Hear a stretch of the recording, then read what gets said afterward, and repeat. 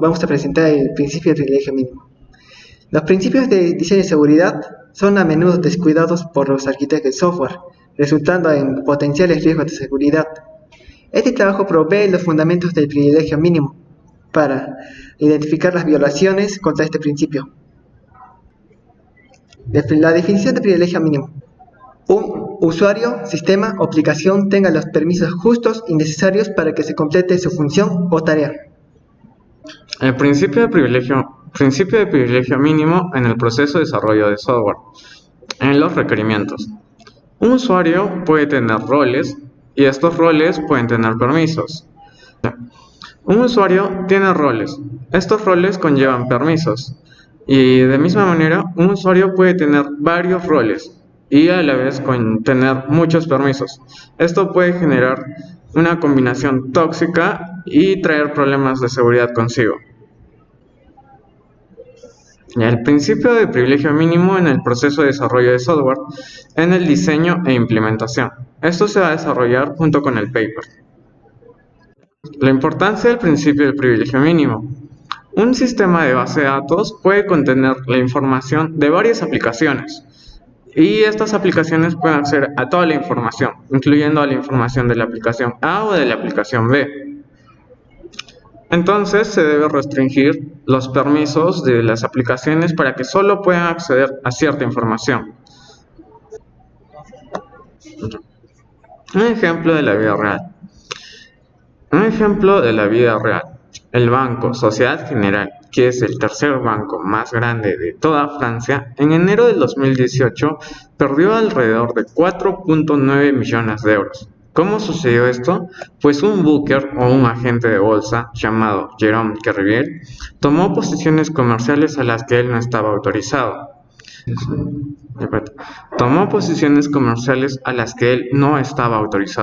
Y cubrió todos estos estados bancarios contra sanciones fraudulentas. Si se hubiera aplicado el principio de privilegio mínimo, esto no hubiera sucedido, puesto que los permisos de Jérôme hubieran sido mínimos y no hubiera podido realizar estas transacciones. Ahora vamos a proceder a explicar nuestro paper, el cual es Análisis de privilegio mínimo en arquitecturas de software. Nuestro paper consta de 3 fases: la fase de preparación, la fase de análisis y la fase de refactorización. La fase de preparación. Vamos a explicar nuestro vocabulario.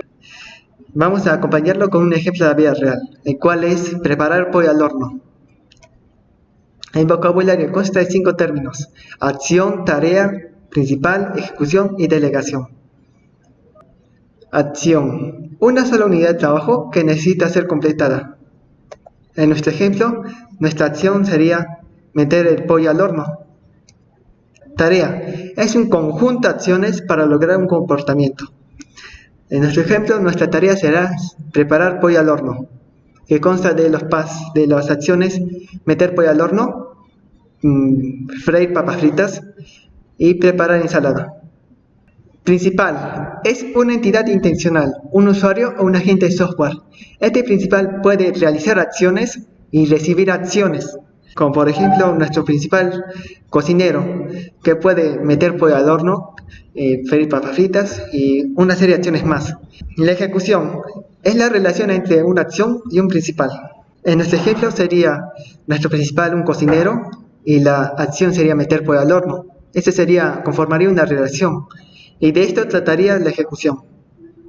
Delegación es la relación entre una acción y la respuesta de un principal, para que sea ejecutada por otro principal.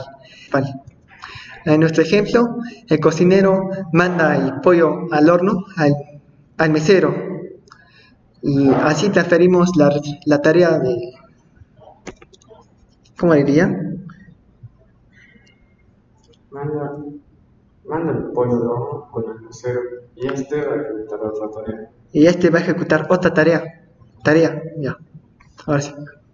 Delegación es la relación entre una acción y la respuesta de un principal, para que sea ejecutada por otro principal.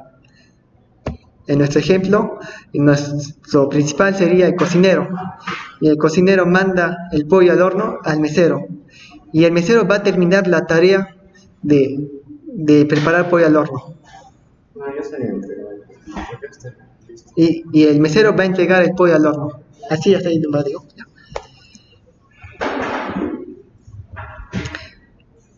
En nuestro ejemplo, me salto al frente porque ya. En nuestro ejemplo, el, ya, de frente. En nuestro ejemplo, el cocinero va a mandar el pollo al horno, va a entregar el pollo al horno, sí, entregar mejor. En nuestro ejemplo, el cocinero va a entregar el pollo al horno al mesero y el mesero va a entregar el pollo a un cliente. Ahora vamos a ver un ejemplo sobre un sistema de mantenimiento de software. Acá tenemos una vista lógica donde un testeador, quien es el que prueba el software, puede añadir un trabajo y un cliente web, que es un usuario común y normal, puede añadir comentarios y estos comentarios pueden hacerse un trabajo. De la misma forma, el cliente puede añadir un trabajo. Acá vamos a ver cómo se hace esto. El cliente puede añadir muchos comentarios y estos se van a guardar en el repositorio de comentarios. Al haber varios comentarios y todos con una misma similitud, estos se van a agregar al repositorio de trabajos como un trabajo nuevo. Todo esto sería una tarea, el cual sería agregar una nueva característica al sistema. Una segunda tarea sería el tester, que es el quien prueba el sistema, encuentra un bug y esta se le añade al repositorio de trabajos para que los desarrolladores puedan solucionarlo. Una tercera tarea sería que un cliente web encuentre un error y al encontrar este error, este se manda al repositorio de trabajos para que los desarrolladores también puedan solucionarlo. Ya. Aquí podemos ver la tarea número 1, quien la realiza el usuario. Esta es añadir un comentario y a partir de este comentario se añade un trabajo. Una segunda tarea, quien la realiza el testeador, que haya un bug y ese bug se manda al repositorio de trabajos. Y la tercera tarea, que también la hace el usuario, quien es que encuentra un error y ese error se le agrega al repositorio de trabajos. La asignación de permisos. Los permisos pueden ser directamente asignados a los principales, tal como ocurre en el caso del ACL. El ACL es una lista de control de acceso. Es una manera de determinar los permisos de acceso apropiados a un determinado principal, dependiendo de ciertos aspectos de la tarea que hace el pedido. Ahora vamos a seguir con la fase de análisis. Ahora vamos a analizar el principio de privilegio mínimo. CP son todas las acciones que el principal puede llamar. DP son todas las acciones que el principal es responsable, o sea que son las únicas acciones que necesita. IP son acciones que es indirectamente responsable. SP es el área sombreada. El área sombreada representa las acciones que un principal puede llamar de manera segura. Pero en el otro lado, VP son todas las acciones que no se pueden llamar de manera segura. Esto constituiría un problema de seguridad en su sistema, ya que VP representa las acciones que el principal puede llamar, pero no las necesita. Violación del tipo A. Son todas las acciones asignadas a un principal que no las necesita. En este ejemplo vemos que tester puede agregar un comentario y agregar un trabajo, pero vemos que nunca va a accionar el agregar comentario. Es totalmente innecesario. Por lo tanto, eso constituye una violación del tipo A. Violación del tipo B. Es cuando el usuario puede cortar la secuencia planeada de acciones en una sola tarea. El usuario quiere agregar una nueva característica. No necesita pasar por la secuencia de pasos de T1, porque posee un privilegio para que esta característica vaya de frente al repositorio de trabajos. Eso constituiría un problema de seguridad, ya que estamos acortando la secuencia de pasos de T1 en T3.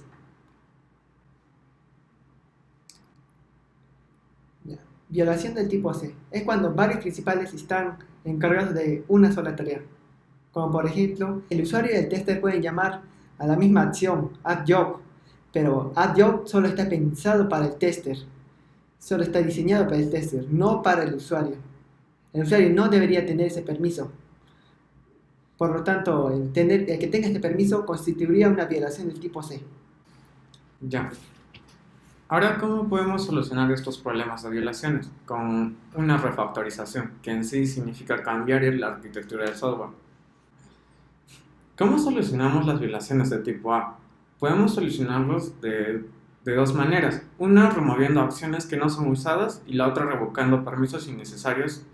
Entonces, ¿cómo solucionamos las violaciones de tipo A? Las solucionamos de dos maneras. Una es removiendo las acciones que no son usadas por los principales en una determinada tarea.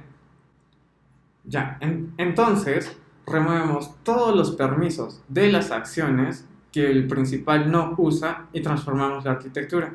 Esto puede conllevar una gran limitación, que tal vez estas acciones tengan que ser utilizadas en un futuro y no vamos a poseer los permisos para realizar estas acciones. Ya.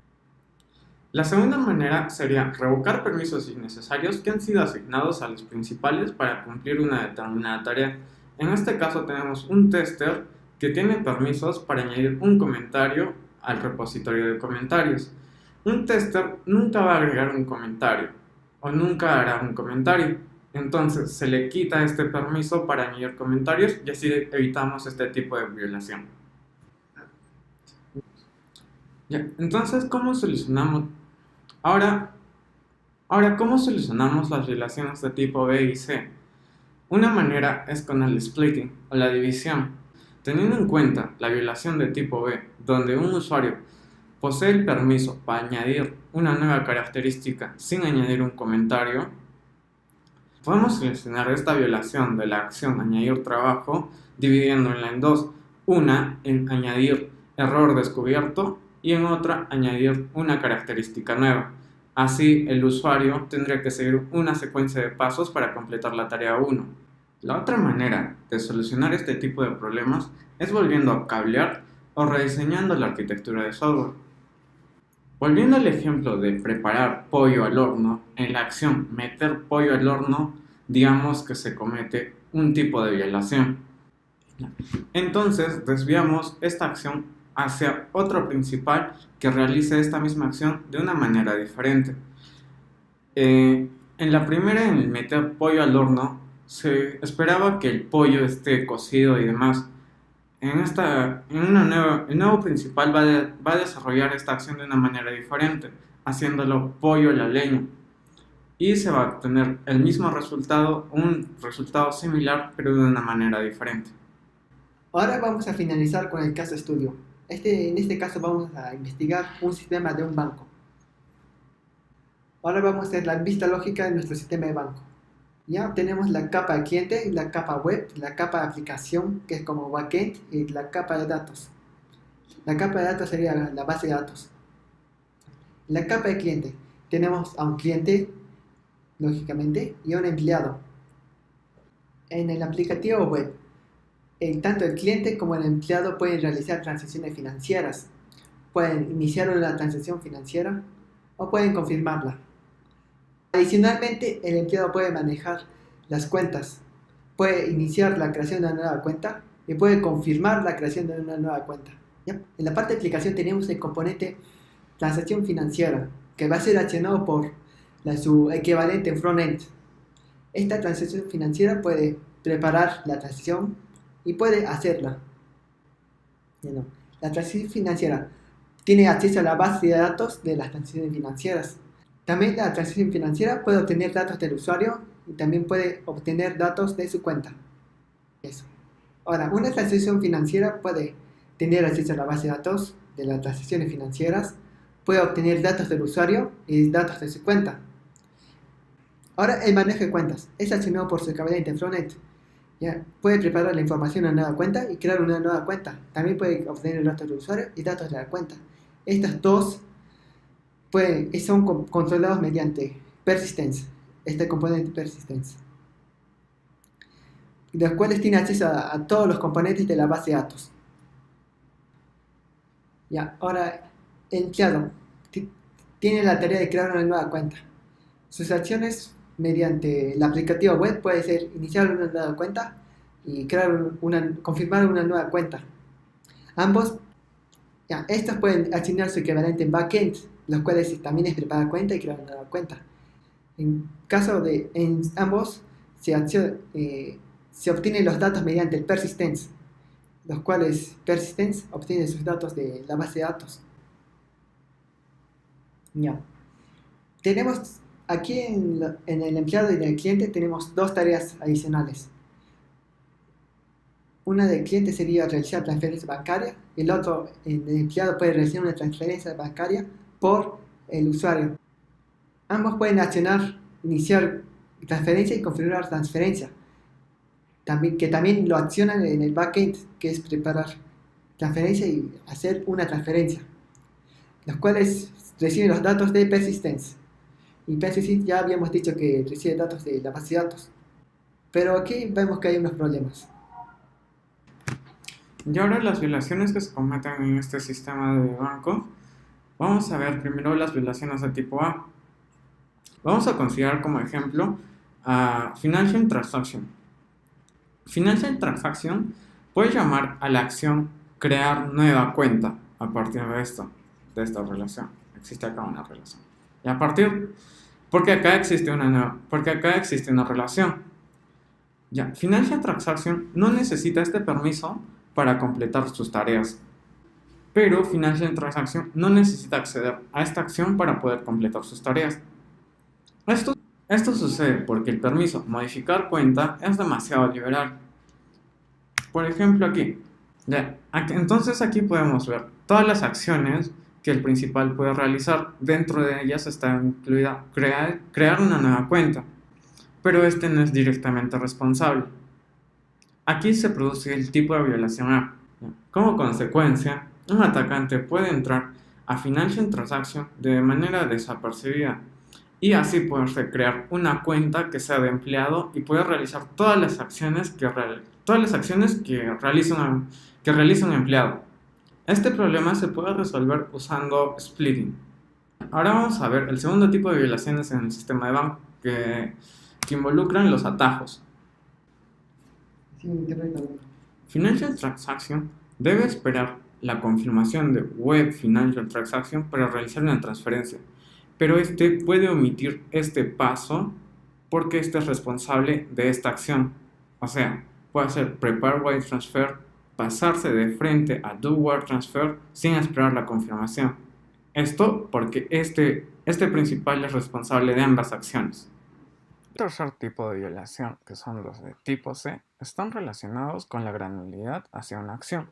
Por ejemplo, acá vamos a considerar a Custom Clients, quien viola el principio del privilegio mínimo, porque el sistema no puede evitar que el cliente ejecute transferencias bancarias en nombre de otros clientes, que esto vendría a ser la tarea del empleado. Como consecuencia, un cliente y un empleado pueden realizar transferencias bancarias en nombre de otros clientes. Esto se muestra aquí. Para resolver este tipo de violación se pueden introducir diferentes acciones y permisos para las transferencias ejecutadas por el empleado y un cliente respectivamente. Alternativamente se podría transformar esta tarea introduciendo un tercer principal, por ejemplo un gerente, que verifique manualmente si la transacción está permitida o no. Conclusión. Un desafío clave en la ingeniería de software es desarrollar el arte de construir software seguro en una práctica sistemática y repetible. Se convierte el conocimiento implícito sobre el principio de privilegio mínimo en conocimiento de arquitectura explícito. Esto asegura que este principio se puede aplicar sistemáticamente, lo que es beneficioso para lograr sistemas más seguros. En particular, las violaciones en el sistema bancario son causadas por la asignación de permisos que son demasiado generales.